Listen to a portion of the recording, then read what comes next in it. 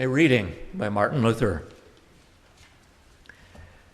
We must tackle this job by renouncing trust in physical force and trusting humbly in God. We must seek God's help through earnest prayer and fix our minds on nothing else than the misery and distress of suffering Christendom without regard to what evil men deserve.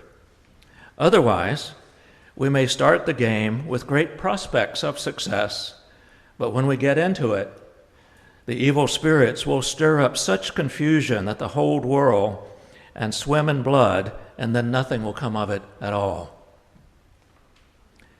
Let us act wisely, therefore, and in the fear of God.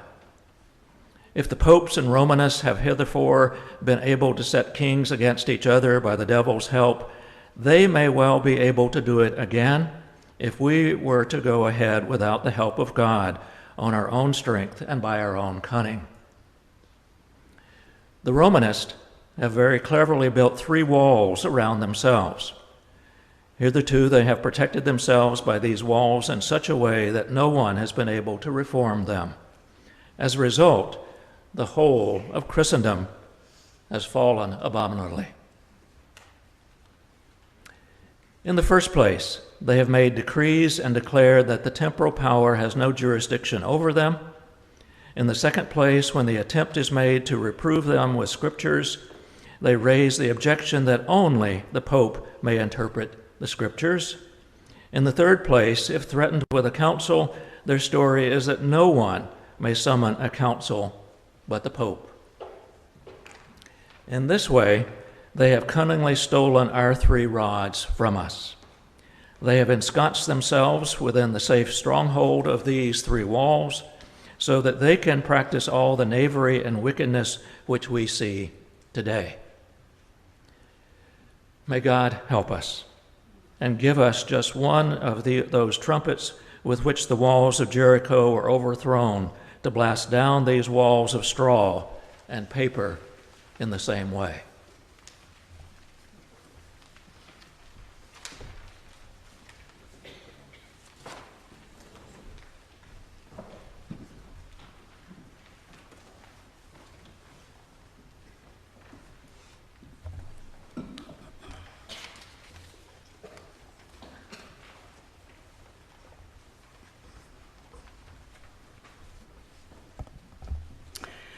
Today is Reformation Sunday. It's a time in the church year to think about history and to remember one particular religious ancestor, Martin Luther. Luther was a friar, theologian, writer, professor, husband, and father. He lived and died in Eisleben, Germany, which is west of Leipzig, roughly in the middle of the country. Luther was devout and brilliant, fiery and unstoppable, saint and sinner. For our reading this morning, I chose this excerpt from his voluminous writings because it speaks to the impetus for the Reformation.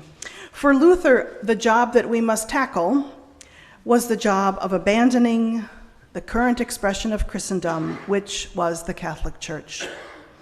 Enough with the misery and suffering, he says.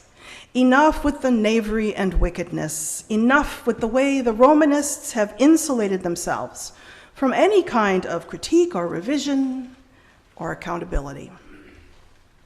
Luther writes that Christendom has fallen abominably. He writes that men in power have ensconced themselves to the point of spiritual corruption. And so, for Martin Luther, there is only one task: to create a wholly new Christian church, to reform Christendom, to put into motion a reformation, and to do so without violence and with God's help. Like the walls of Jericho that were overthrown by the Israelites, 16th century Christendom was overthrown by Luther and the Protestant Reformation. We, as Protestants, as UCCers, we can trace our history all the way back to Martin Luther. The future of Christendom was in question 500 years ago. And it is in question again now, right now. Actually, the future of the Christian church has been in question for a while, but the pandemic turbocharged the question. Like everything else, the church was disrupted and deeply changed due to the COVID-19 pandemic. The lockdowns, the caution, the fear, the uncertainty, and the death. The author and historian Diana Butler Bass interviewed and listened deeply to hundreds of church leaders and churchgoers during the height of the pandemic and more recently in its aftermath. Diana Butler Bass sums up her findings in one word: dislocation. She goes on to specify 4 kinds of dislocation, and here they are. First, there's physical dislocation. We stopped going to a church building, and we moved onto screens. This disembodiment of church, this physical dislocation separated us in ways that we could never before have imagined.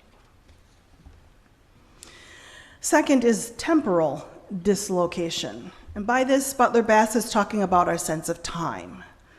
Our schedules were upset, our rhythms were upended, time got weird. Like, what day is it again, right? The passage of time seemed off too, especially because no one could say when the pandemic would end. I remember thinking, oh, it'll be a couple months and we'll get back to it. For congregations that pre-recorded their worship services and made them available on YouTube or some other platform, people could go to church through their screen on a Monday evening or a Tuesday afternoon or Thursday over their lunch hour. Time got weird. That's temporal dislocation. Third, relational dislocation. We lost our social interactions, including our in-person connections here at the church. And while each of us was dislocated from our family, friends, co-workers, here at the church, we were also dislocated from one another.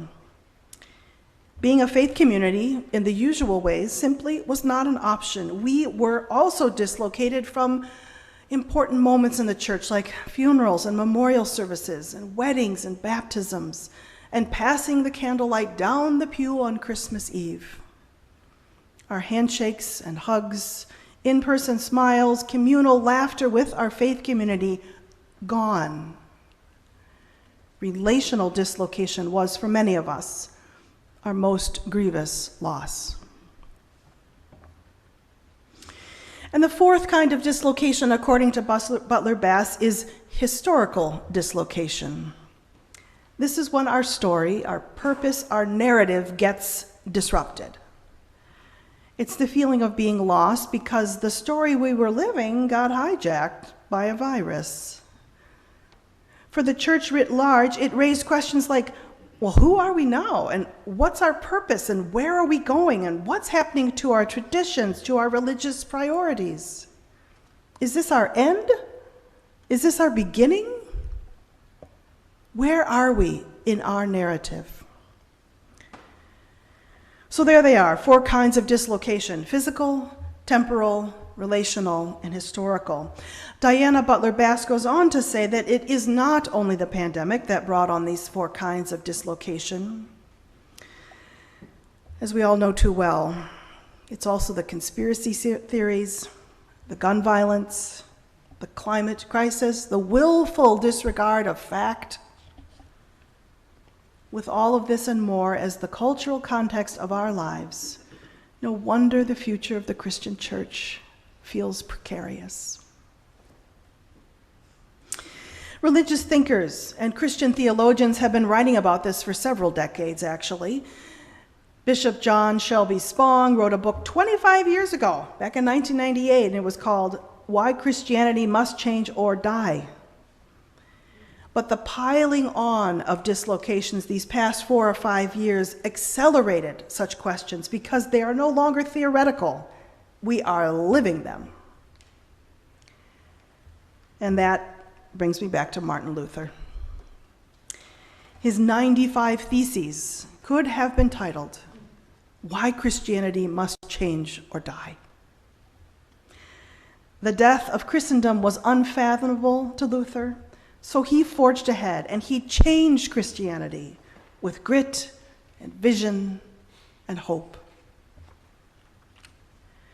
Perhaps the angel Gabriel visited him and said, "Be not afraid, be not afraid." Perhaps Luther read Isaiah 43 and heard God speaking directly to him. "Do not fear, for I have redeemed you. I have called you by name. You are mine.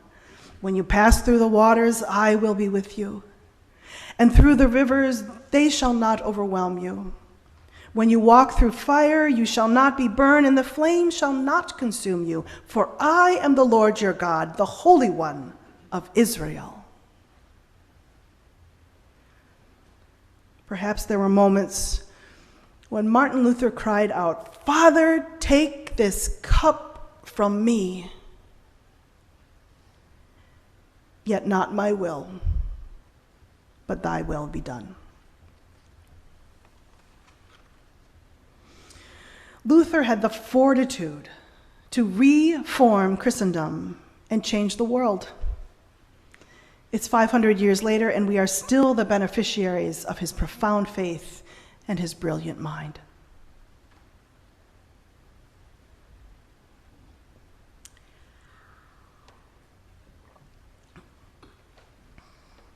So what's happening now? Well, the Pew Research Center recently published new data about Christianity in the United States. Numbers are not everything, but they are something. According to Pew, in 1970, 90% of Americans identified as Christian. It could be any kind of Christian: Catholic, Baptist, Methodist, Jehovah's Witness, Luther, Quaker, Episcopal, UCC. But 90% of people identified as Christian. 50 years later, in 2020, 64% of Americans identify as Christian. And projecting into the future, taking into account the increase in the US population and projected birth and death rates, Pew Research anticipates that in the year 2070, 50 years from now, 40% of Americans will identify as Christian. From 90 to 64 to 40%. Now, we cannot wish it were 1970 again. That's nostalgia. And we cannot give up on 2070 just because many of us are going to be dead by then. And we cannot give up in 2022 because doesn't our country need more love, justice, compassion, truth, community, and joy in a really big way right now? So what does the Christian church need in order to move into our future with hope and integrity and vitality? It needs a reformation.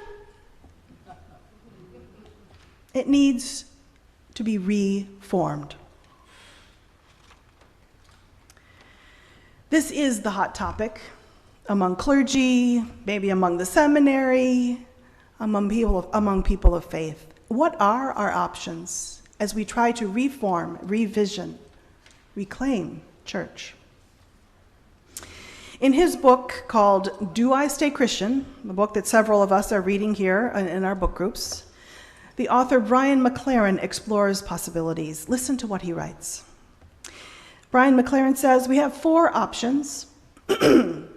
We can stay Christian compliantly. Maybe changing lanes from one denomination to another, maybe advocating for cosmetic reform, but staying on the broad Christian superhighway. 2, we can leave Christianity completely, because the company men would rather that we go, and we consider religion as a lost cause anyway. 3, we can leave defiantly, shaking our fist, uttering some expletives as we go.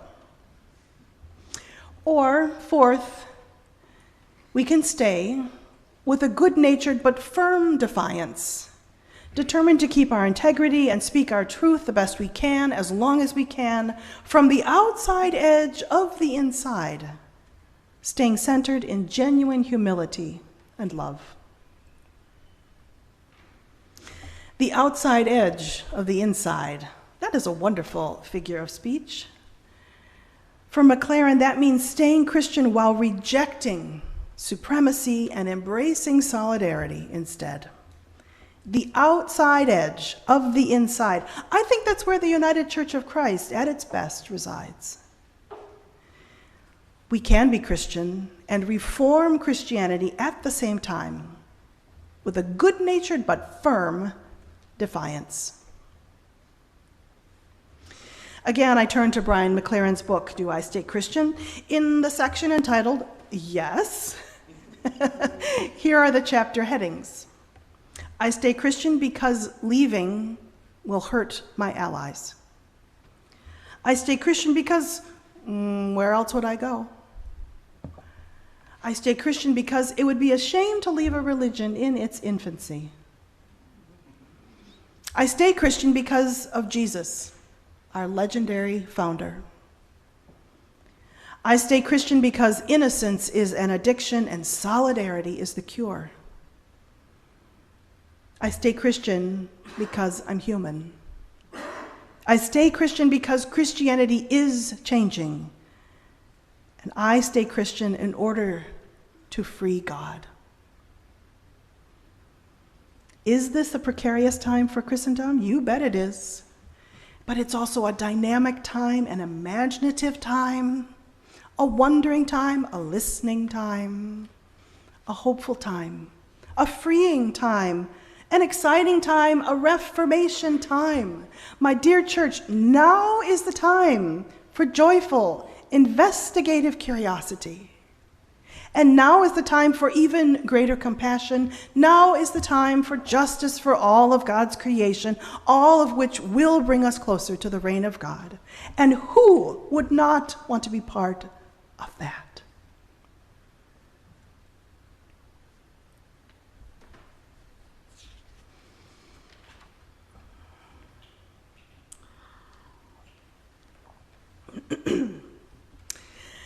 I close with this.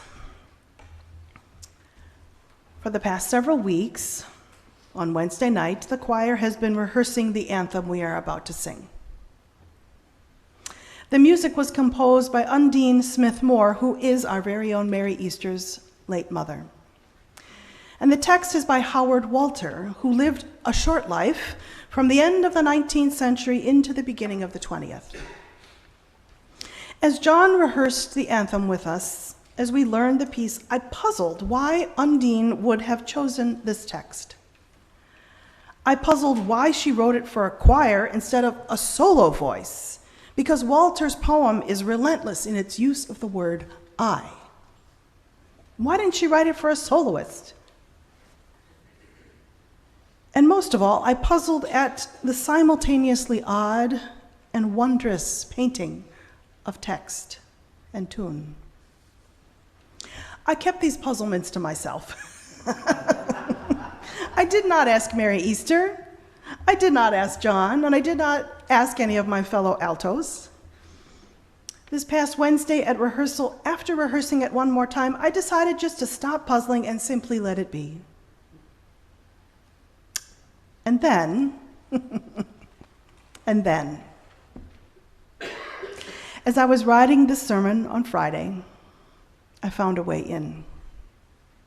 What if, I thought to myself, what if the I in the poem is the Christian church as it is being reformed and speaking to us? What if the I is the voice of Christendom, past, present, future? What if the I in Walter's poem is the church saying to us right now, in this time of profound dislocation, I would be true, for there are those who trust me. I would be pure, for there are those who care. I would be strong, for there is much to suffer.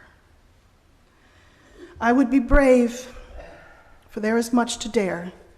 I would be friend of all, the foe, the friendless.